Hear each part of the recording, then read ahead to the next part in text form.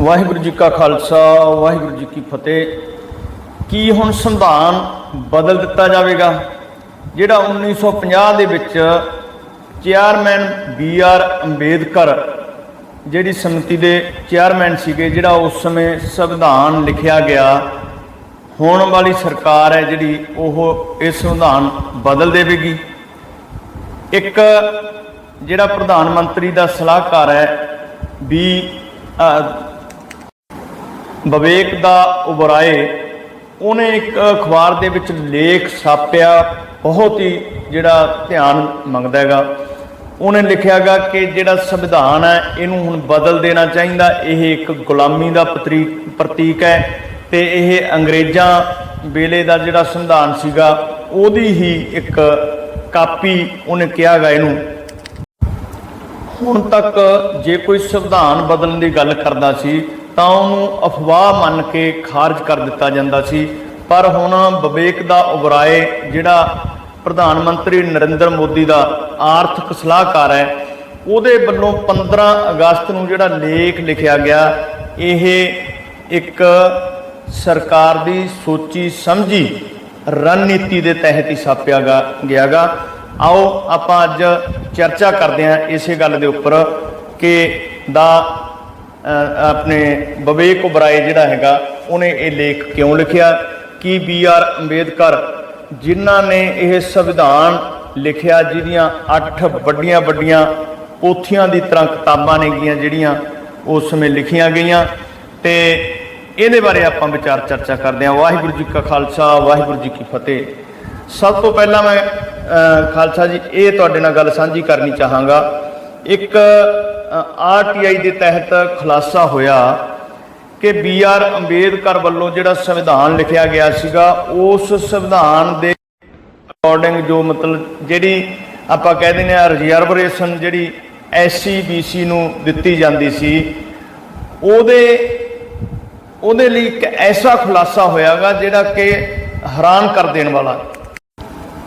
इस RTI के मुताबक ਜਿਹੜੀਆਂ ਹੁਣ तक जिन्नियां नौकरियां दित्तियां गईयां ने हिंदुस्तान दे विच, ਉਹਦੇ चों 75% ने ਜਿਹੜੀਆਂ ਉਹ ਉੱਚੀ जाति के लोग जिन्हां नूं आपां ब्राह्मण पंडित कह दिंदे आ।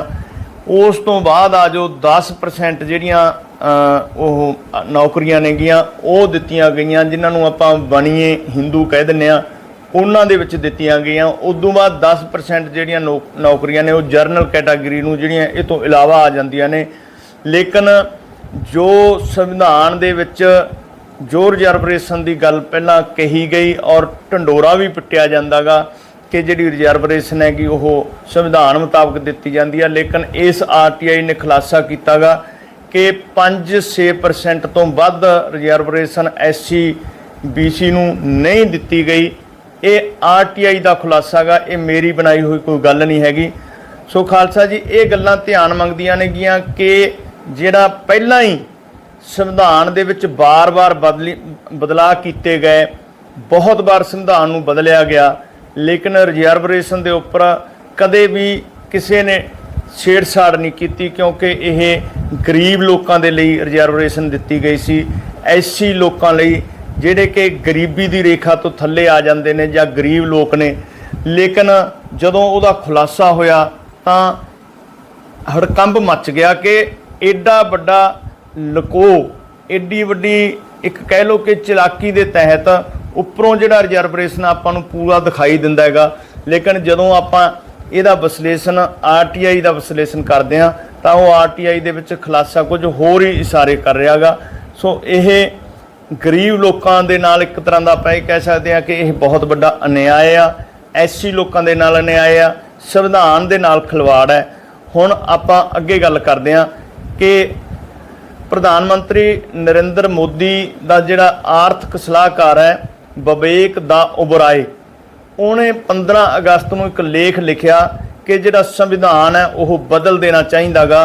संविधान बदलण दियां पहलां जे कोई गल्लां करदा सी तां उन्हां नूं अफवाहां मन के टाल दिता जांदा सीगा, लेकिन अगर प्रधानमंत्री का आर्थिक सलाहकार यह लेख लिखेगा, ये गल करेगा कि संविधान है जिहड़ा बदल देना चाहिए, जिहड़ा पहला संविधान है वो ਉਹਦੇ ਚੋਂ गुलामी ਦਾ ਉਹ ਪ੍ਰਤੀਕ हैगा। जिस तरह जो नरेंद्र मोदी ने हुणे पिछे नवीं जिहड़ी लोक सभा की इमारत सी, जो लोक सभा की इमारत बनाई गई तो उदों भी ये कह के पहली इमारत नूं गुलामी का प्रतीक कह के जिहड़ा उहनूं खारिज कर दिता गया तो नवीं जिहड़ी इमारत है लोक सभा की वो बना दी गई। इस तरह ही हुण जिहड़ा संविधान बदलण दीयां गल्लां करनियां, यह सरकार की एक पॉलिसी है। सरकार ये बिल्कुल दृढ़ है इस गल दे लई, और क्योंकि आर्थिक सलाहकार का ये लेख लिखना कोई अचानक गल नहीं हैगी। ये बिल्कुल सरकार की जिहड़ी आपां कह सकते हैं नीयत है वो दिखाई दिंदी आ। अगर संविधान नूं बदल दिता जांदा हैगा तां ਇਹਦੇ ਕੀ असर होणगे देश के उपर ते किन्ना देश दे विच रौला पवेगा।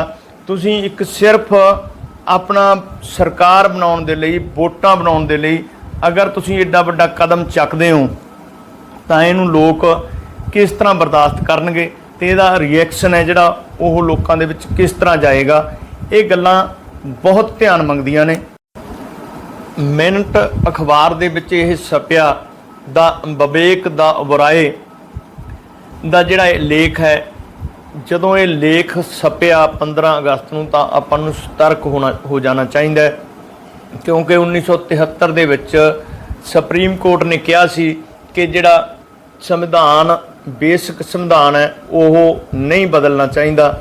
ਲੇਕਿਨ ਵਿਵੇਕ ਉਬਰਾਏ ਲਿਖਦੇ ਨੇ ਕਿ ਜਿਹੜਾ ਅਸਲੀ ਪਹਿਲਾ ਸੰਵਿਧਾਨ ਹੈ 1950 ਵਾਲਾ ਸੰਵਿਧਾਨ ਆ ਉਹ ਤਾਂ ਹੁਣ ਸਾਡੇ ਕੋਲ ਹੈ ਵੀ ਨਹੀਂ।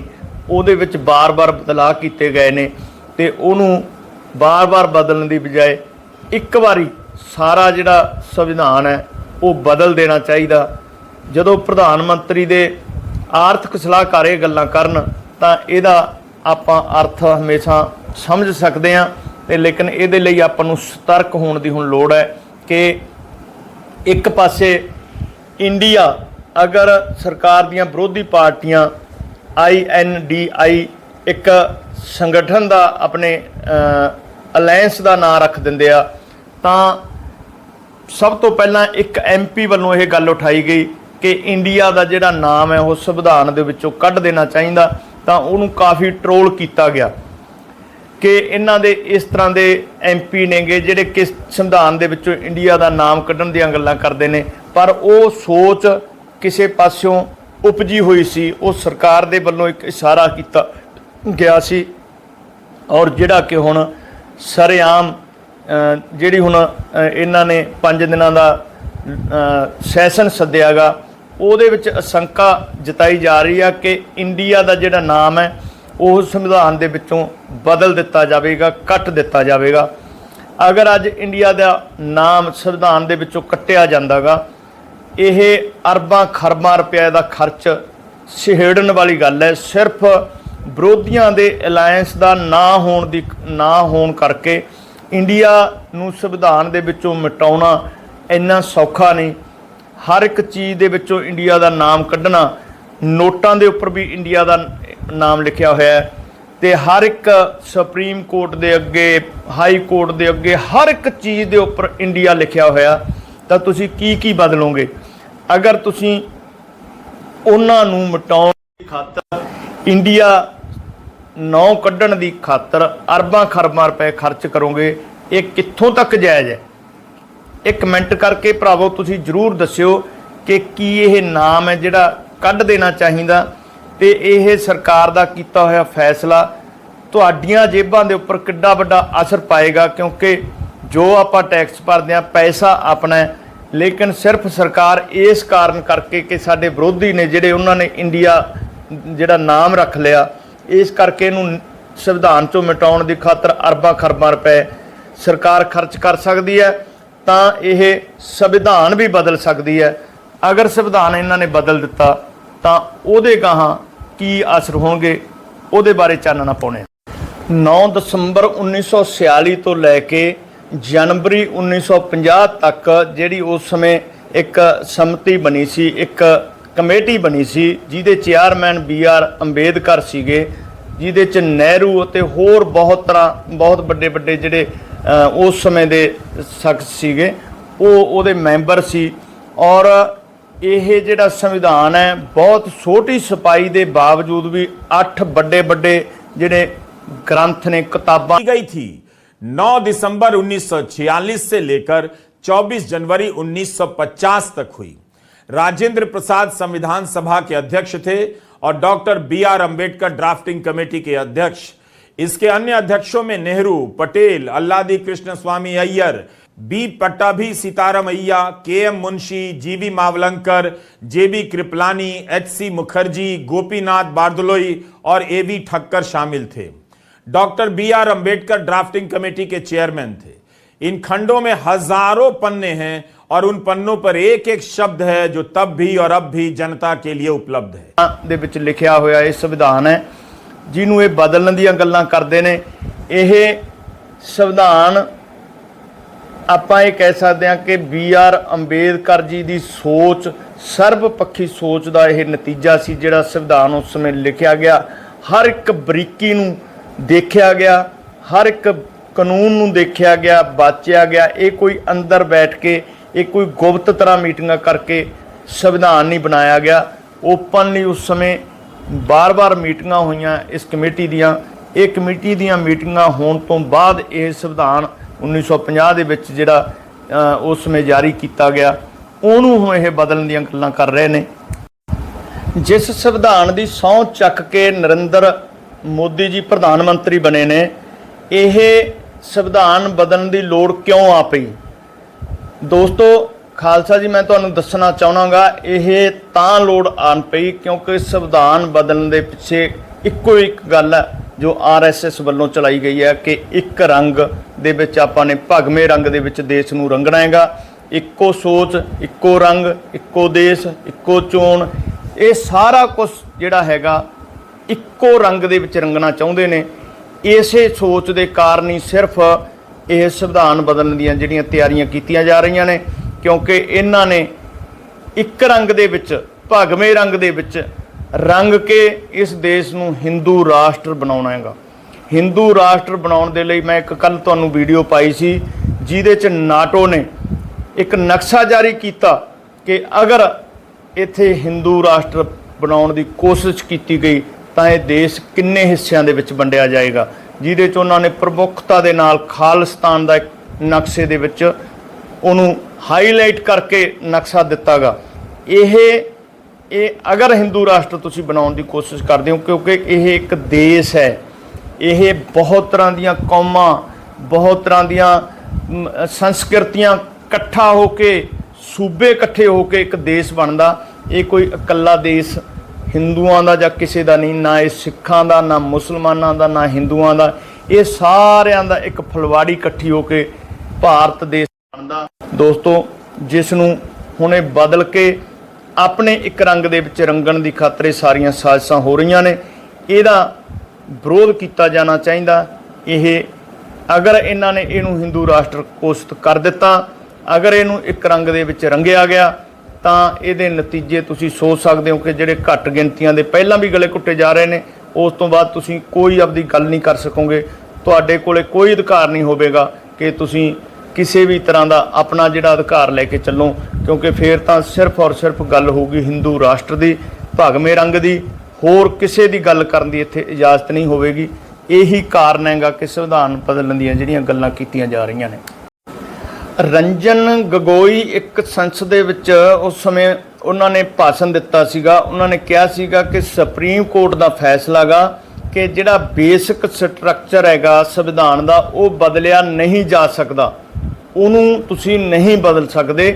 कानून दे विच किसी एक कानून दे विच दो दे विच तुसी बदलाव कर सकते हो, बेसिक स्ट्रक्चर नहीं बदलिया जा सकता। लेकिन उहदे इस बयान तो एक हफ्ते बाद दा जिहड़ा इसदा फिर विवेक दा उबराए दा लेख आ जाना यह संजोग नहीं हैगा, ये हवा दे विचों आईयां होईयां गल्लां नहीं। क्योंकि तुसी पिछे जेकर जाके देखोगे अरुण जेटली दा 2015 दे विच एक लेख छपदा है जिहदे चों लिखदे ने कि जिहड़े लोग चुने नहीं गए ਉਹ ਸਾਡੇ ਤੇ ਤਾਨਾਸ਼ਾਹੀ ਨਹੀਂ ਕਰ ਸਕਦੇ। ਉਹਨਾਂ ਦਾ ਕਹਿਣ ਦਾ ਭਾਵ ਕਿ ਸੁਪਰੀਮ ਕੋਰਟ ਦੇ ਜੱਜ ਨੇ ਜਿਹੜੇ ਉਹ ਚੁਣੇ ਨਹੀਂ ਗਏ, ਉਹ ਸਾਡੇ ਤੇ ਸੰਵਿਧਾਨ ਦੇ ਪ੍ਰਤੀ ਤਾਨਾਸ਼ਾਹੀ ਕਰ ਰਹੇ ਨੇ। ਇਹ ਗੱਲਾਂ ਹਵਾ ਦੇ ਵਿੱਚੋਂ ਨਹੀਂ ਆਈਆਂ, ਇਹ ਖਿਚੜੀ ਅੰਦਰੇ ਅੰਦਰ ਪੱਕ ਰਹੀ ਹੈ ਦੋਸਤੋ। ਇਹ ਖਿਚੜੀ ਹੁਣ ਹੌਲੀ ਹੌਲੀ ਬਾਹਰ ਆਉਣੀ ਸ਼ੁਰੂ ਹੋ ਗਈ ਤੇ ਇਹਨਾਂ ਨੇ ਇਹਨੂੰ ਇੱਕ ਰਾਸ਼ਟਰ, ਇੱਕ ਚੋਣ, ਇੱਕ ਰੰਗ, ਭਗਵਾ ਰੰਗ, ਇਹ ਸਾਰੀਆਂ ਗੱਲਾਂ ਜਿਹੜੀਆਂ ਉਸੇ ਸੋਚ ਦੇ ਵਿੱਚੋਂ ਹੀ ਉਪਜੀਆਂ ਹੋਈਆਂ ਨੇਗੀਆਂ, ਇਹ ਸਾਰਾ ਕੁਝ ਹੌਲੀ ਹੌਲੀ ਬਦਲ ਕੇ ਇਹਨਾਂ ਨੇ ਇਹਨੂੰ ਹਿੰਦੂ ਰਾਸ਼ਟਰ ਬਣਾਉਣਾ ਹੈਗਾ। ਅਗਰ ਕੋਈ ਹੋਰ ਕਿਸੇ ਦੇਸ਼ ਦੀ ਗੱਲ ਕਰਦਾ ਹੈ ਤਾਂ ਉਹ ਦੇਸ਼ ਵਿਰੋਧੀ ਹੋ ਜਾਂਦਾ ਹੈ, ਲੇਕਿਨ ਇੱਕ ਪਾਰਟੀ ਸਾਰਾ ਕੁਝ ਬਦਲ ਕੇ ਸੰਵਿਧਾਨ ਬਦਲ ਕੇ ਇੱਕ ਦੇਸ਼ ਨੂੰ ਹਿੰਦੂ ਰਾਸ਼ਟਰ ਬਣਾਉਣ ਦੀ ਕੋਸ਼ਿਸ਼ ਕਰ ਰਹੀ ਆ। ਉਹ ਦੇਸ਼ ਧਰੋਹੀ ਨਹੀਂ ਹੈਗਾ? ਕੀ ਉਹ ਦੇਸ਼ ਧਰੋਹ ਨਹੀਂ ਹੈਗਾ ਜਿਹੜੇ ਸਾਰਾ ਕੁਝ ਹੀ ਬਦਲ ਕੇ ਆਪਣਾ ਹਿੰਦੂ ਰਾਸ਼ਟਰ ਬਣਾਉਣ ਦੀ ਖਾਤਰ ਸਾਰਾ ਕੁਝ ਇਹ ਗੱਲਾਂ ਕਰਨ? ਕੀ ਇਹ ਦੇਸ਼ ਧਰੋਹ ਨਹੀਂ ਹੈਗਾ?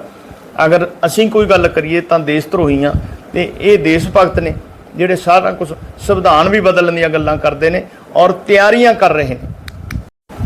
ਦੋਸਤੋ, ਅਗਰ ਇਹਨਾਂ ਨੇ ਸੰਵਿਧਾਨ ਬਦਲਣ ਦੀ ਕੋਸ਼ਿਸ਼ ਕੀਤੀ ਤਾਂ ਦੇਸ਼ ਦਾ ਇੱਕ ਇੱਕ ਵਿਅਕਤੀ ਉੱਠ ਕੇ ਖੜਾ ਹੋਵੇਗਾ। ਇਸ ਗੱਲ ਦੇ ਖਿਲਾਫ ਕੋਈ ਵੀ ਵਿਅਕਤੀ ਬਰਦਾਸ਼ਤ ਨਹੀਂ ਕਰੇਗਾ, ਕਿਉਂਕਿ ਇਹ ਇੱਕ ਤਰ੍ਹਾਂ ਦਾ ਦੇਸ਼ ਦੇ ਨਾਲ, ਲੋਕਾਂ ਦੇ ਨਾਲ ਧੱਕਾ ਹੈ ਜਿਹੜਾ ਕਿ ਸਰਾਸਰ ਨਹੀਂ ਹੋਣਾ ਚਾਹੀਦਾ। ਖਾਲਸਾ ਜੀ, ਤੁਹਾਨੂੰ ਵੀਡੀਓ ਕਿਵੇਂ ਲੱਗੀ? ਵੀਡੀਓ ਨੂੰ ਲਾਈਕ ਕਰਿਓ, ਸ਼ੇਅਰ ਕਰਿਓ, ਆਪਣੇ ਵਿਚਾਰ ਜ਼ਰੂਰ ਦਿਓ ਕਮੈਂਟ ਬਾਕਸ ਦੇ ਵਿੱਚ ਕਿ ਕੀ ਸੰਵਿਧਾਨ ਬਦਲਣਾ ਚਾਹੀਦਾ ਜਾਂ ਨਹੀਂ ਬਦਲਣਾ ਚਾਹੀਦਾ। ਇਹ ਵੀਡੀਓ ਮੈਂ ਅੱਜ ਤੁਹਾਨੂੰ ਪਹਿਲੇ ਦਿਨ ਬਣਾ ਕੇ ਪਾਈ ਆ, ਲੇਕਿਨ ਇਸ ਤੋਂ ਬਾਅਦ ਇਹਦੀ ਬਹੁਤ ਹੀ ਵਿਸਥਾਰ ਦੇ ਨਾਲ ਇੱਕ ਅਗਲੀ ਵੀਡੀਓ ਲੈ ਕੇ ਆਵਾਂਗੇ। ਸੋ ਅੱਜ ਲਈ ਇੰਨਾ ਹੀ। ਵਾਹਿਗੁਰੂ ਜੀ ਕਾ ਖਾਲਸਾ, ਵਾਹਿਗੁਰੂ ਜੀ ਕੀ ਫਤਿਹ।